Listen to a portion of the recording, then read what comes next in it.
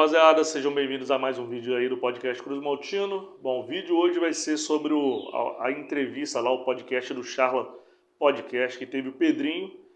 E lá ele contou um drama da carreira dele, um problema que afeta várias pessoas, que muita gente leva ainda na brincadeira, mas é algo sério. Então recomendo que todo mundo veja aí até o final, porque foi punk o que o Pedrinho sofreu durante um período da carreira dele aí. Tamo junto aí, confere, claro. Se inscreva lá no canal dos caras lá, que os caras estão fazendo baita de um trabalho. Tamo junto. A questão da saúde mental... Você teve depressão? Eu fui diagnosticado com depressão profunda, assim. Eu tomei 14 comprimidos. Caramba! E eu não gosto, né? Eu tenho que falar disso. Me sinto, assim, incomodado, com vergonha, principalmente na época, porque eu fui exposto... É um assunto longo, mas eu acho que é uma lição, assim. Eu fui diagnosticado com a depressão profunda.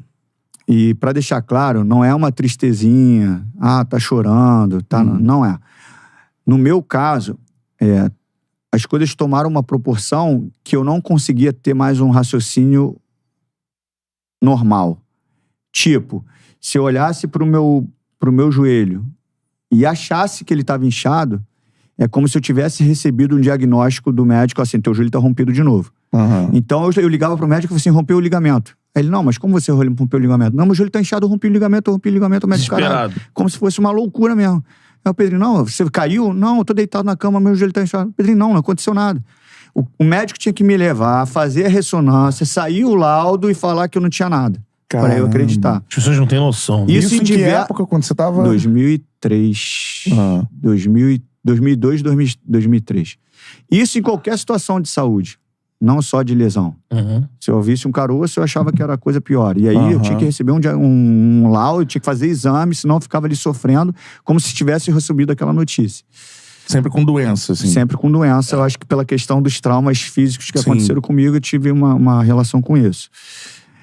E aí, quando eu voltei a jogar, o Palmeiras chamou um laboratório para fazer o exame para ver se era doping ou não os medicamentos. E aí fiz os exames, não é doping, pode voltar a jogar. Eu fui sorteado no primeiro jogo, caí no doping. Fui lá, urinei e tal.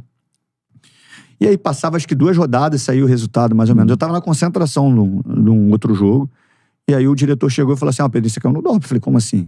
Caramba. Eu nem pensei nos remédios, eu ofereci outra coisa. Falei, cara, eu não uso remédio por conta própria, de dor de cabeça, eu não uso droga. Como é que eu caí no doping? Não, foi do medicamento. Eu falei, mas o laboratório não liberou. Enfim, ele já tirou dali e me levou pra coletiva, cara. Quando eu chego no Palmeiras, tem milhares de pessoas, cara, de repórter. Nem na minha apresentação tinha tanto repórter. Em relação ao doping, já. Em relação ao doping. Caraca, só que todo mundo tava achando que eu acho que era droga, disso. Cara.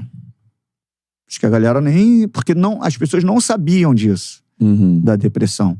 E eu não sabia falar sobre isso. Cara, olha como é que era, né? E eu fui exposto ali, aí o médico, não lembro agora quem foi, falou assim, não, o Pedrinho caiu no doping, porque ele tá com medicamento de antidepressivo. Quando falou isso, cara, em 2002, 2003, como é que você fala de depressão? Num ambiente que, todo mundo é super-homem. Super-homem, cara, como é que eu vou falar que eu tô com depressão? Porque se eu tinha preconceito, se eu via alguém com depressão, cara tá com depressão, pô, que loucura é essa? Cara milionário, depressão de quê? Então, assim, eu me coloquei numa situação que eu criticava as pessoas, assim, quando eu via negócio de depressão. E as pessoas começaram a me julgar também. Caraca, o cara mora bem, carro importado, ganha dinheiro pra caralho, depressão de quê? E eu tinha que falar daquilo que eu tinha vergonha, porque, teoricamente, você mostra uma fraqueza no meio da bola. E aí, eu não peguei a suspensão de 21 dias, nem a primeira suspensão eu peguei. Porque o que aconteceu? Que o remédio não era mais considerado doping, mas ele ainda constava no livro da CBF. Então, esse ajuste que não aconteceu, ele me tirou logo, mas acabou que eu não... Só que a depressão, cara, ela fez por muitos momentos, assim, eu não querer mais viver, assim. Então, assim, eu provocava... Sério? Sério, eu não tentei tirar a minha vida. Sim. Mas eu não tinha mais vontade de viver. Então, por exemplo, às vezes eu ia pro treino, eu tinha um carro importado, eu ia pro treino, eu botava o braço, abria o vidro e ficava com um relógio para o lado de fora. Pra ver se eu era assaltado, pra acontecer alguma coisa, pra ver se eu morria. Caraca! Porque, assim, eu não tinha mais vontade, assim, de... Então, assim, foi um nível muito difícil. Se você me perguntar, pesado, Pedrinho, né? você troca... Se tivesse que escolher as 5 lesões no joelho e não ir para a seleção, ficar fora de uma Copa, das Olimpíadas, ou ter a depressão? Eu prefiro ficar fora da Copa, ter 5 lesões, e não prefiro ter a depressão. Então, por isso que eu tenho muito cuidado com o que eu comento, assim. Não, e eu acho que é muito importante você contar essa sua história hoje. Mas ainda fico com vergonha um pouco, hein? Cara, imagina. Mas eu acho que não tem que ter vergonha, cara. Porque, assim, eu acho que... Primeiro que é a doença do século, né? A gente vê agora atletas de... né? Isso, a performance, ser atleta... E a Simone Biles na Olimpíada. Simone Biles. Mas aí é minha briga. Aí é minha briga. Quando se trata a sua briga é lá atrás, né, Não, cara? mas aí é minha briga com a imprensa, no bom sentido. Sim. Tá. Quando é a Simone, todo mundo tem um apelo... E uma compaixão. Uma compaixão que é justa e válida. Tem que ter mesmo. Mas se é um jogador de futebol, imagine o Neymar. Vamos lá. Imagine o Neymar. Desiste não vou falar Copa do Mundo, não, tá? Pra não ser a véspera das Olimpíadas, que o Brasil ainda não tinha o título lá, ele fala que tá com problema de saúde mental.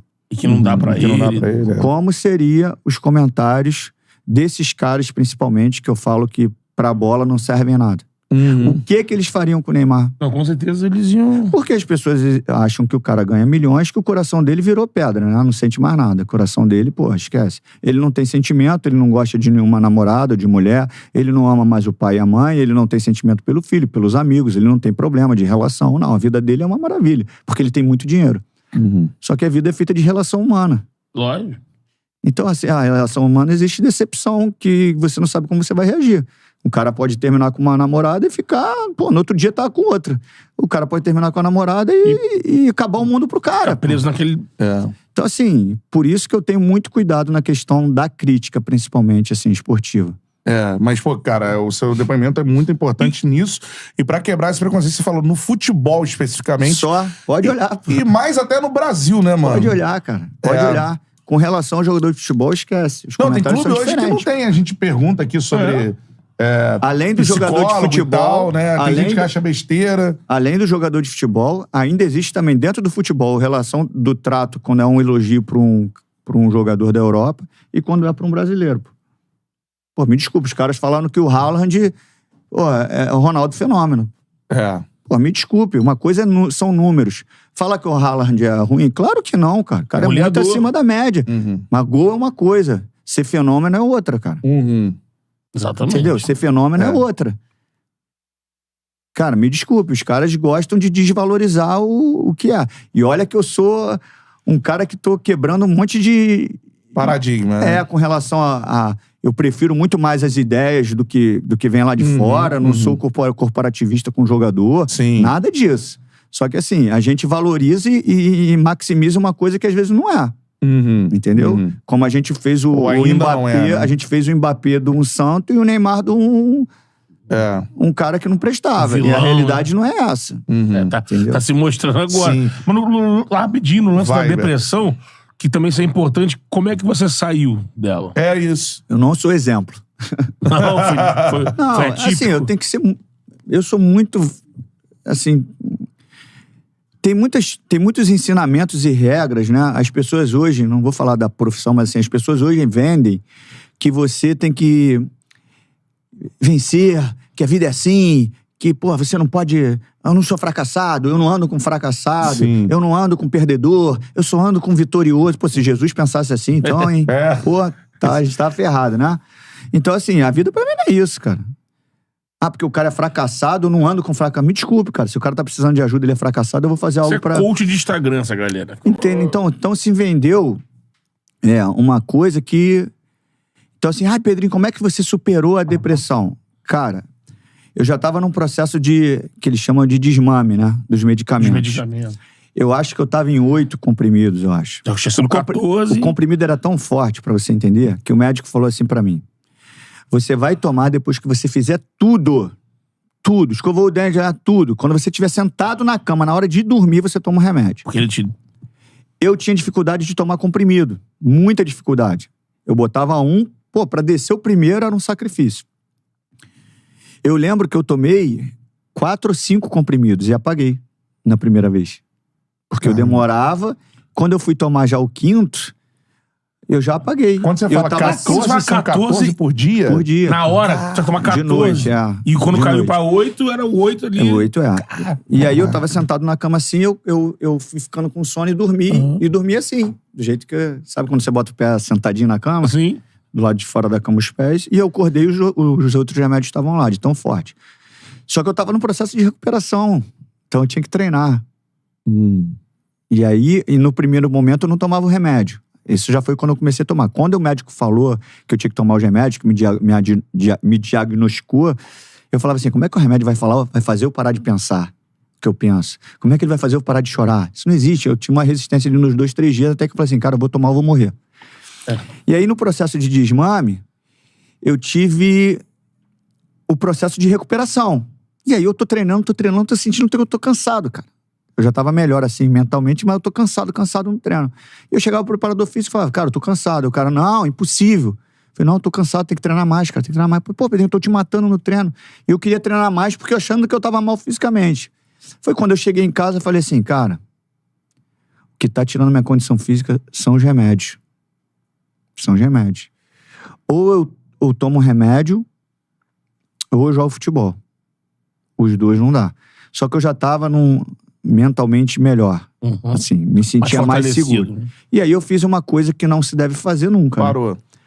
Exatamente. Eu comprava os remédios, mas a minha família me acompanhava. Então, assim, eu tomava os remédios, eu pegava os remédios, quando dava, eu jogava na privada, dava descarga, mas ia tirando ele da cartela pra todo mundo ver ali que eu pensar que eu tava tomando. Até que um dia eu tive um pequeno problema no joelho, e aí foi uma das coisas que mais me machucou, porque eu tava com uma dor no joelho, e o médico falando que era tendinite. E aí eu tô tratando ali um mês e meio, 2 meses, e a dor não passava, e ele chegou pra um amigo meu e falou assim, cara, ajuda lá o Pedrinho, que essa dor é da cabeça dele. E foi nesse processo dos 8 remédios. Eu falei, cara, aí meu amigo me contou, ó, o médico tá falando que essa dor não existe, que é dor psicológica por causa da tua depressão. Eu falei, cara, eu tô com dor. Eu tinha que provar pra pessoa que eu tava com dor. Aí eu comecei a colocar em dúvida, pô, será que essa dor é da minha cabeça? Aí me deu um estalo, falou assim, cara, vai no Dr. Camanho, que foi o cara que me operou que no Palmeiras você machucava, eles te levavam pro especialista. E quem me operou o joelho no Palmeiras foi o Dr. Camanho. Aí eu fui lá no Dr. Camanho. E aí o Dr. Camanho viu que o meu nervo do joelho, ele aumentou de tamanho. Então ele estava comprimindo a patela. Eu tinha que fazer uma pequena cirurgia. Então realmente eu estava com um problema. E aí a minha família foi pro hospital comigo para eu fazer essa cirurgia. Chegou de noite, e aí o remédio? Que a minha família achava que eu estava tomando. Eu estava deitado na cama, e o remédio chega assim na minha mão para eu tomar, e eu já estava um tempão sem tomar. Sem tomar? Caraca. Aí eu falo assim, não vou tomar. Mas você vai dormir agora. Eu falei, não vou tomar. Ah, mas por quê? Eu não tô entendendo. Você vai dormir agora? Não vou tomar. Eu tive que dar uma pancada pra sair do quarto. Pancada que eu digo de gritar, não vou tomar, não quero tomar agora, não sei o que saiu. Aí a minha irmã veio falar comigo, pô, tu tá maluco, cara? Tomar um remédio. Eu falei, Shirley, já não tomo remédio há um bom tempo. Aí todo mundo desesperou, porque eles viram o estado que eu tava, né? No início. E aí foi dessa forma que eu parei. E depois desse dia, depois do primeiro dia, né, que eu parei de tomar, nunca mais eu botei um comprimido com relação a antidepressivo na boca, assim. E como é que você vive hoje, assim? Hoje eu sou um cara muito mais fortalecido, né? A minha mulher fala que sou hiperativo, assim, porque eu quero viver todos os minutos da vida, assim, intensamente. E se ocupar, né, de atividade. Cara, muito, assim, muito. Eu deixo minha mente ocupada o tempo inteiro. Se você perguntar que coisas do passado não me machucam, machuca. Por toda hora, às vezes eu vou pro chuveiro, eu lembro da lesão, como poderia ser a minha carreira, e me dá uma tristezinha. Não é a frustração. É apenas assim, pô, poderia ser diferente, cara. Eu tava voando, seleção. Pô, já tinha uma história na seleção de base, era convocação em todas as seleções, mundial. Então, às vezes, isso mexe comigo. Mas, assim, o que eu sofri mentalmente, cara, eu não desejo pra ninguém. Porque, assim, a doença mental... Por isso que eu falo a questão do jogo, cognitiva, personalidade, cabeça boa, faz muita diferença pro cara jogar.